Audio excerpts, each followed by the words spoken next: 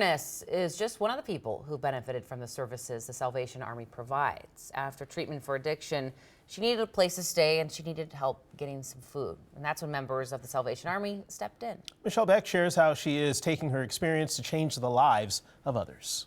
For as many stitches there are to crochet, Over and over and over. there are prayers. I'm like, God, please guide them and keep them safe. Lifting up the many clients at the Salvation Army And I just say a little prayer. while waiting for them to arrive. Trisha Verness knows that service to others requires the heart and not just the hands. Well, my journey starts here. 8 hours a week.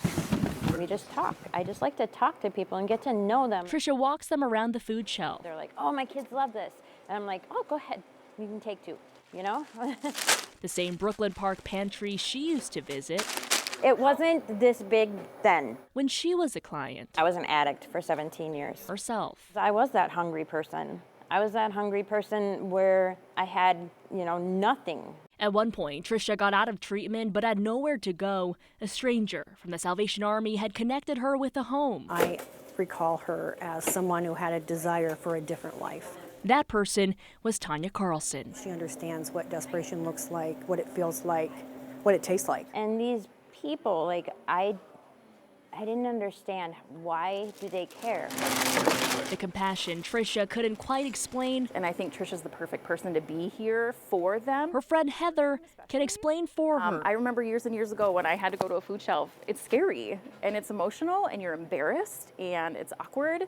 And the last thing you want is people looking at you in judgment. She's able to comfort those people and to provide what they need materially, but also emotionally. Since 2019, Trisha's found faith and gotten back on her feet.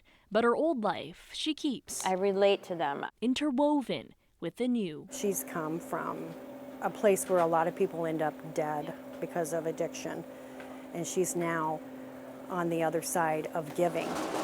When her clients arrive, her testimony could well be told sitting down. But more powerful than her words could be her walk alongside others. Michelle Beck, Without the Salvation Army's support, KARE 11 News. I wouldn't be where I am today. And now she's giving back. Love to see that. Now, as of last week, Trisha's actually working for the Salvation Army as their front desk receptionist. So again, today is the last day to donate. You can scan the QR code to give or swing by our station here in Golden Valley. We're actually hosting an in-person food and money drive from noon to 6:30 in our north parking lot. So keep the money flowing in. You guys have been